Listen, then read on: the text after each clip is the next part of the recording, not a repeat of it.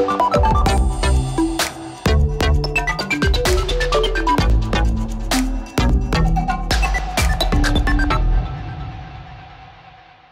à toutes et à tous, je suis très heureuse de vous retrouver depuis Yaoundé, ici au Cameroun, pour cette nouvelle édition de Business Africa. Cette semaine, l'environnement et la mobilité durable sont au menu de votre magazine de l'économie et de l'entreprise. Et comme vous le savez, 150 $ sont encore à gagner aujourd'hui en fin d'émission avec le jeu Business Africa. Mais tout de suite, voici les titres. Adieu au kérosène et au groupe électrogène. Les panneaux solaires font une arrivée triomphante dans les villages gabonais. Le groupe électrogène nous revenait cher parce qu'en termes de kérosène, il faut, pour faire fonctionner cette structure, beaucoup de litres. Transposer au continent la priorité de réduction des émissions à effet de carbone tout en réduisant les embouteillages. Kigali tente la solution vélo électrique.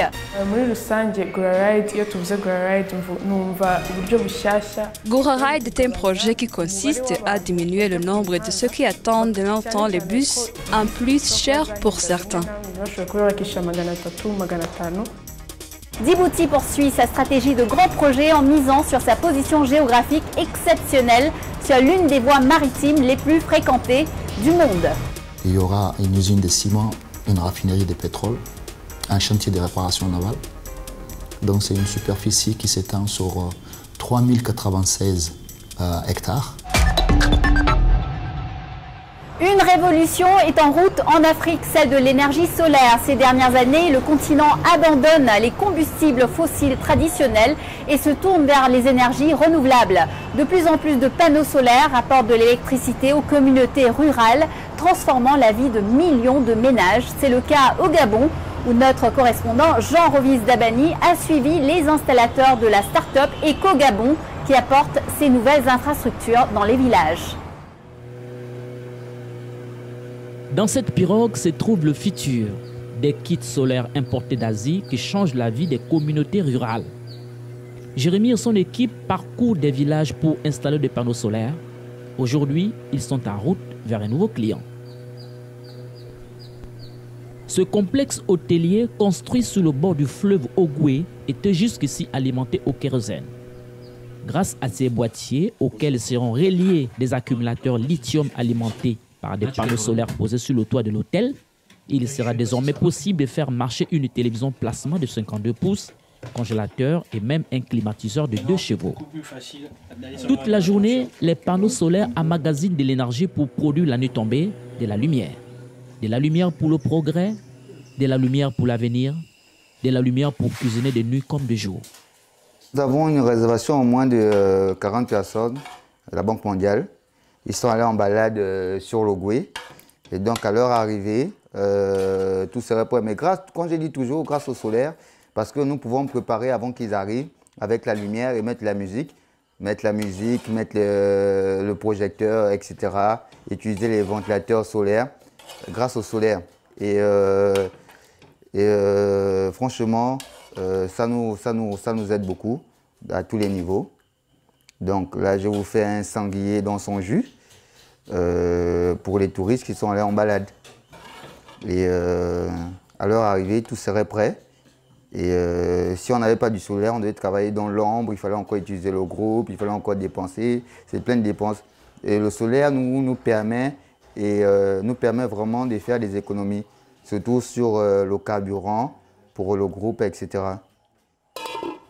Cette idée d'innover vient de cet homme. En pleine campagne, rares sont ceux qui, comme lui, tentent de conquérir le marché du solaire. Les coûts et les distances sont trop élevés. Pourtant, cela n'a pas découragé ce comptable de se tourner vers ces petits panneaux qui changent désormais tout et lui épargnent surtout de dépenser de l'argent en kérosène. Le groupe électrogène nous revenait cher parce qu'en termes de kérosène, il faut, pour faire fonctionner cette structure, beaucoup de litres.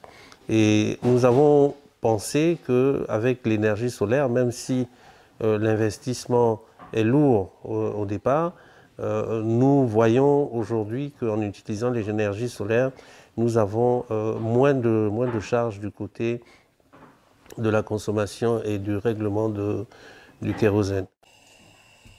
L'installation des panneaux solaires dans des zones rurales, la start-up EcoGabon en a fait son cheval de bataille avec comme objectif favoriser une production écologique et responsable de l'électricité. En plus d'être une énergie décarbonée transmise directement par le soleil, elle se présente comme une véritable alternative aux infrastructures traditionnelles. Nous sommes une entreprise qui ne catégorise pas en fait les clients.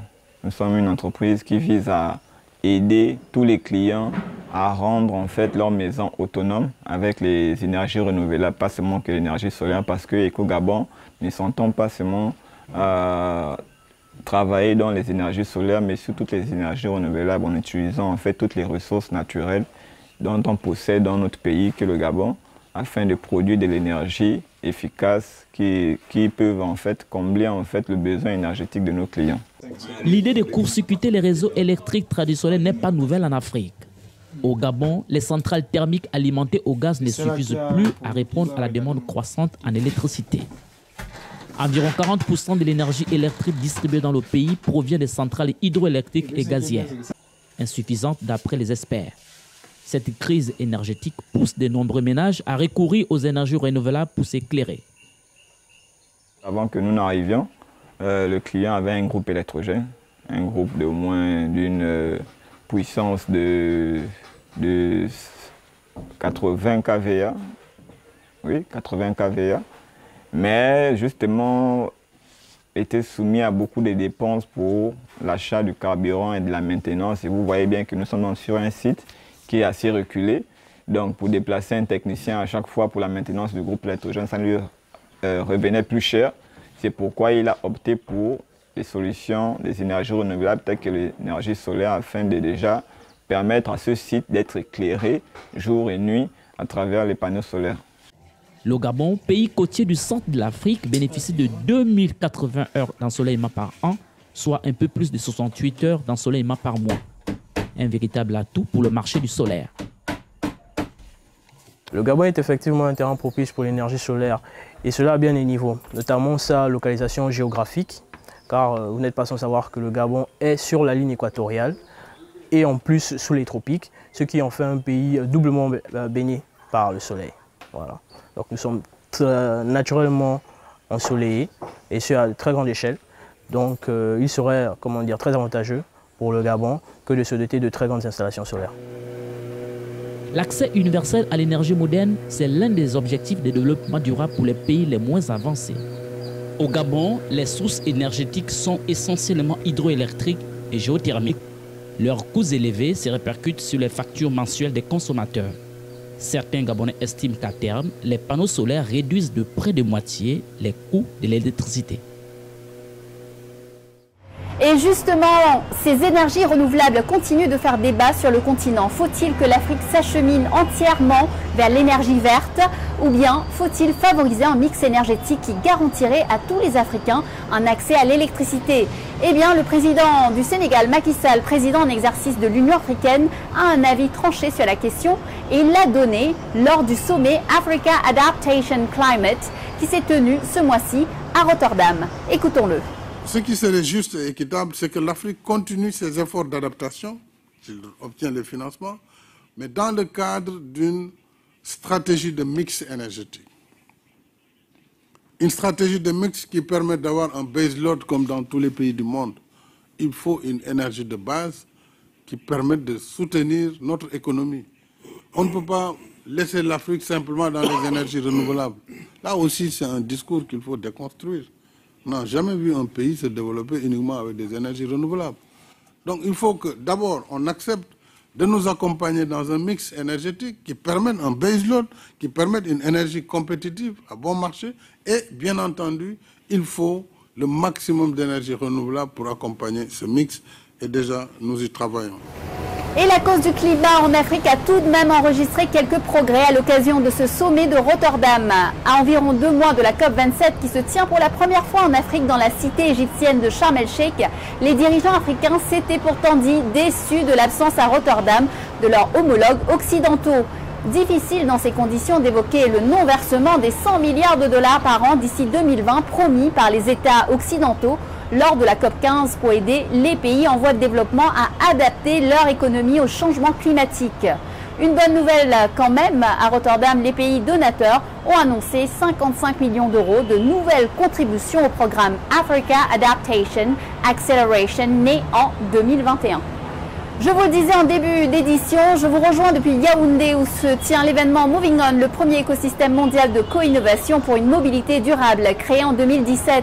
Il réunit aujourd'hui plus de 300 organisations privées et publiques. Le but est bien évidemment de propulser les initiatives de mobilité durable, notamment en Afrique où les pays s'essayent à des alternatives pour régler d'un seul coup deux problèmes, la pollution et les embouteillages. C'est le cas de Kigali, la capitale du Rwanda, a désormais un nouveau moyen de transport en vélo électrique en libre service. Regardez. La métamorphose de Kigali, capitale en transformation continue, génère un afflux constant de nouveaux équipements. La forte croissance de la population est aujourd'hui devenu un obstacle considérable à la fluidité des transports, d'où des embouteillages quasi constants. Les taxibus, motos ainsi que les taxi-voitures sont les moyens les plus fréquemment utilisés par une majorité d'habitants. La circulation quotidienne à vélo n'est pas une habitude des Kigalois. Et pourtant, Gura Ride, une start-up locale, n'a pas hésité à se positionner sur ce segment.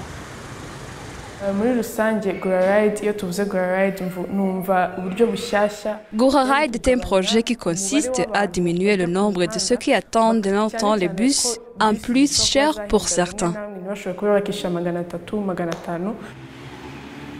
D'où cette initiative de transport public des vélos en libre service à mobilité électrique qui a reçu le feu vert de la municipalité de Kigali. L'idée de la société Gura Ride, née en 2017, est d'introduire le vélo comme nouveau moyen de transport à un prix abordable pour tout le monde. Nous avons choisi le Rwanda parce que l'infrastructure des villes du pays est très favorable au transport vélo. En plus, les habitants de la ville circulent beaucoup à pied, alors cela a été un signe qu'ils aimeront faire leurs courses à vélo qu'à pied.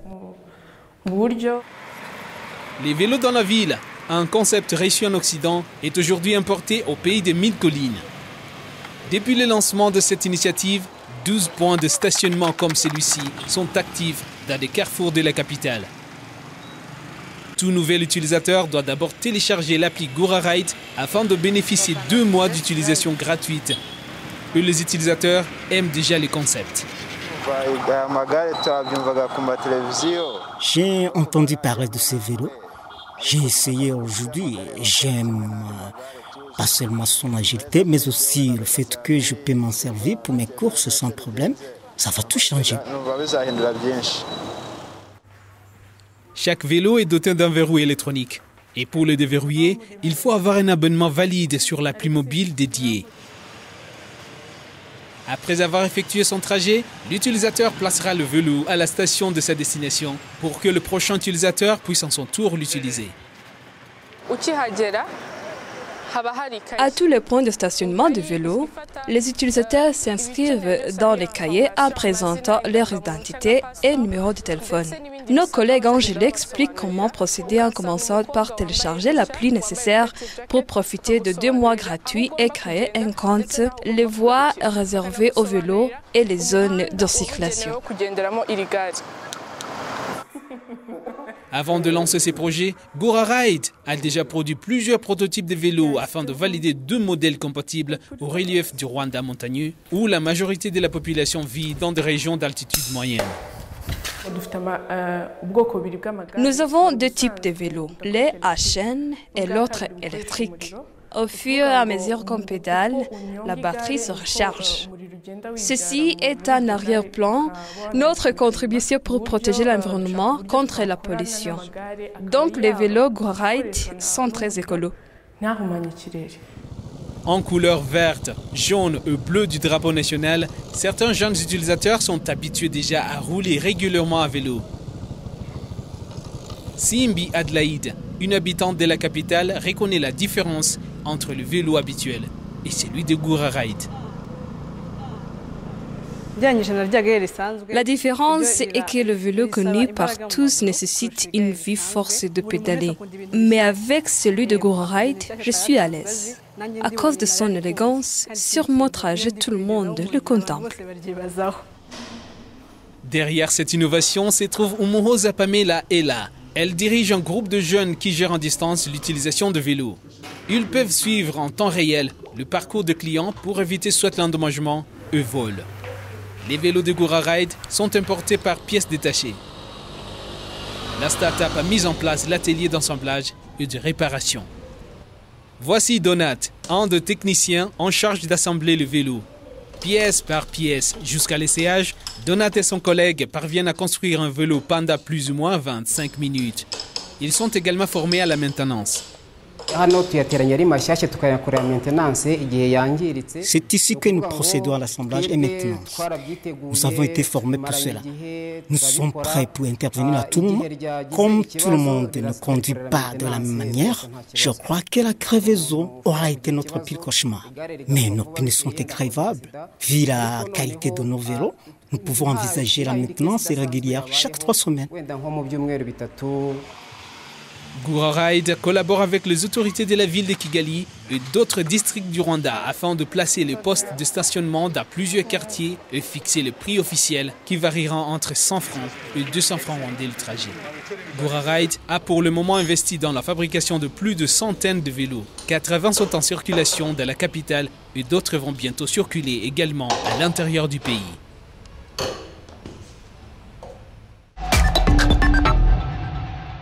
Bienvenue dans la deuxième partie de notre émission. Est-ce que l'on verra du gaz ouest-africain partir en Europe dès l'année prochaine? Le scénario n'est plus du tout fictif grâce au site de la Grande Tortue à Ménine, un projet de gaz naturel liquéfié de 4,8 milliards de dollars qui se divise entre le Sénégal et la Mauritanie. La première phase d'exploitation prévoit une production de 2,5 millions de tonnes de GNL par an qui pourrait atteindre l'Europe par méthanier en 3 à 4 jours. Des négociations avancées sont en cours avec plusieurs pays européens. La Zambie, qui vient de recevoir une aide d'urgence d'1,3 milliard du Fonds monétaire international, veut restructurer sa dette privée. Le pays en défaut de paiement depuis 2020 a besoin de restructurer 8,4 milliards de dollars et va entamer des négociations avec ses créanciers privés. Son endettement extérieur atteignait plus de 17 milliards l'an dernier. Et l'Afrique se tourne vers les Caraïbes. L'institution financière panafricaine Afreximbank va investir 700 millions de dollars pour financer un bureau dans la région et y développer une relation commerciale encore très modeste. Une filiale caribéenne de l'institution est même en projet. Objectif ultime, dynamiser les flux commerciaux, mais aussi le transport et le tourisme. Cap maintenant sur un pays qui tente justement d'opérer la parfaite synthèse entre les développements commerciaux, industriels, logistiques et touristiques. Djibouti, situé à la corne de l'Afrique, déploie une stratégie d'ampleur pour se positionner comme une porte d'entrée vers les pays enclavés de l'intérieur du continent. Nous avions été explorer ce potentiel. Regardez. Une carte et de grandes ambitions. Plusieurs projets d'envergure dessinent l'avenir de Djibouti, un territoire qui mise sur sa position géographique exceptionnelle à proximité d'une des voies maritimes les plus fréquentées du monde pour se hisser au rang des très grands ports internationaux. Nous sommes au ministère de l'Énergie et c'est dans ce bureau que se prépare l'un des projets les plus emblématiques pour la croissance du pays, un gazoduc de 749 km entre l'Éthiopie et le littoral de Djibouti. Le gaz, il provient de la région Somalie d'Éthiopie, dans le sud-est de l'Éthiopie, dans les bassins de l'Ogaden. Il sera extrait. Ensuite, il sera acheminé par gazoduc donc, de l'Ogaden vers Damer Dioug, en passant par approximativement l'ancienne ligne de chemin de fer. Donc, il va passer à proximité de la ville d'Addis Abeba, de Holhol, la localité de Holhol, pour atteindre Damer Dioug qui se situe dans le sud de Djibouti. Cet investissement de 4 milliards de dollars devrait permettre à l'horizon 2021 de transporter jusqu'à 12 milliards de mètres cubes de gaz naturel par an. À Damer Dioug, nous aurons une usine de liquéfaction qui va traiter et liquéfier le gaz naturel pour exporter vers les marchés extérieurs. Les autorités comptent tirer du projet des avantages économiques substantiels, aussi bien en termes d'emploi que de revenus de transit, car la nouvelle zone de Damerjog est appelée à devenir un grand pôle industriel. Nous espérons développer d'autres industries, par exemple un stockage pétrolier, une raffinerie, des usines métallurgiques, mais aussi diverses d'autres industries qui verront le jour. Et enfin, la phase 2 du DMP, du nouveau port de Doralé. En gros, toute cette zone de Damerjog a déjà son master plan pour pouvoir accueillir toutes ces industries. Il y aura une usine de ciment, une raffinerie de pétrole, un chantier de réparation navale. Donc c'est une superficie qui s'étend sur 3096 hectares. Un pôle industriel complémentaire de la zone franche internationale. Cette autre zone, spécialisée dans la logistique, le commerce et l'industrie légère, offre pour le moment 140 hectares d'installation à une trentaine de sociétés étrangères. Il est prévu qu'elle puisse s'étendre sur une quarantaine de kilomètres carrés. Les capacités de transport routier sont en train d'être améliorées avec plusieurs corridors en cours de finalisation. Djibouti travaille aussi à la rénovation et à l'extension de son dispositif aéroportuaire. L'aéroport dont nous disposons va donc bénéficier d'une extension pour accueillir ce trafic que nous comptons donc capter, et en attendant qu'un autre aéroport international puisse voir le jour non loin de cet aéroport actuel. D'ici quelques années, les visiteurs pourraient arriver dans une capitale méconnaissable, avec un littoral totalement rénové qui va offrir un véritable centre d'affaires, une marina pour accueillir des bateaux de plaisance et de croisière, ainsi que des tours de bureaux pour héberger des sociétés. Cette révolution s'accompagne déjà d'une forte augmentation du parc hôtelier, actuellement insuffisant pour accueillir le flux croissant d'hommes d'affaires internationaux et de touristes, alors que Djibouti a été couronné en 2018 capitale mondiale du tourisme. La volonté du gouvernement de Djibouti, qui constitue à recevoir 500 000 touristes d'ici les prochaines années, contribue à encourager l'ouverture de nouveaux hôtels pour augmenter le parc d'hébergement et de chambres en République de Djibouti. D'autres hôtels sont intéressés, d'autres chaînes internationales hôtelières comme Holiday Inn et d'autres hôtels sont intéressés à s'installer à Djibouti. Les propositions de projets de ces groupes internationaux concernent aussi bien la capitale que le littoral, une des richesses touristiques du pays. Et ce ne sont d'ailleurs pas nécessairement des standards de luxe qui attirent les touristes étrangers, mais plutôt un sens de l'hospitalité et de l'authenticité très recherché par les amateurs d'écotourisme, comme ici, dans ce campement de 15 cases à une trentaine de kilomètres de la ville d'Obok. Les touristes aiment bien les choses anciennes. Donc ils sont ici comme une brousse, qui se trouve comme une brousse, donc pas de luxe. C'est juste des gens qui vivaient avant nous-mêmes. Donc voilà, c'est ça qui le plaît. Alors que selon les chiffres officiels, 73 000 personnes ont visité Djibouti en 2014, le gouvernement veut attirer 500 000 touristes, la moitié en provenance d'Asie, d'ici 2030. Il espère ainsi voir le secteur contribuer 15% à la croissance d'ici 2035, contre 2% en 2016, avec la création de nombreux emplois à la clé. Les pôles régionaux de développement qui visent à propager la croissance économique à tout le pays joueront un rôle important dans cette stratégie, avec par exemple la région d'Arta destinée à devenir un hub du tourisme. Réputé internationalement pour ses sites de plongée et sa colonie de requins-baleines, le territoire compte sur ses trésors naturels comme le lac Assal pour intéresser un nombre croissant de voyageurs attirés par des destinations encore peu explorées. industrie, transport maritime, commerce, tourisme. Avec ce vaste chantier ouvert sur tous les fronts, le moins que l'on puisse dire, c'est que Djibouti met les bouchées doubles pour se hisser au rang des incontournables de la géostratégie mondiale. Si le pays a en main tous les atouts pour réussir ces défis, il devra pourtant veiller à préserver sa stabilité politique et le fragile équilibre des intérêts parfois divergents de ses partenaires financiers.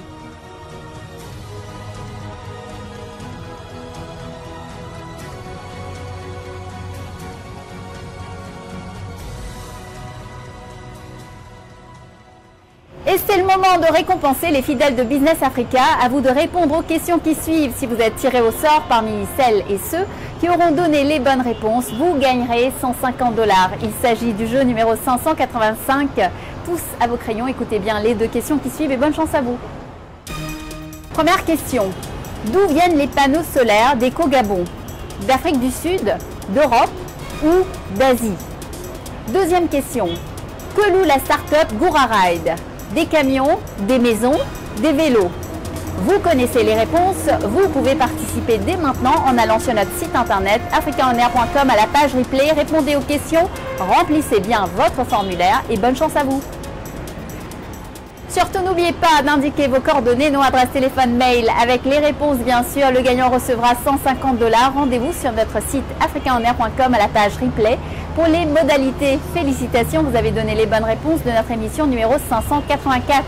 Le nom de notre gagnant s'affiche à l'écran. Petit rappel. Première question. Quel est le prix habituel de l'engrais en Guinée? Réponse 10 $ par sac.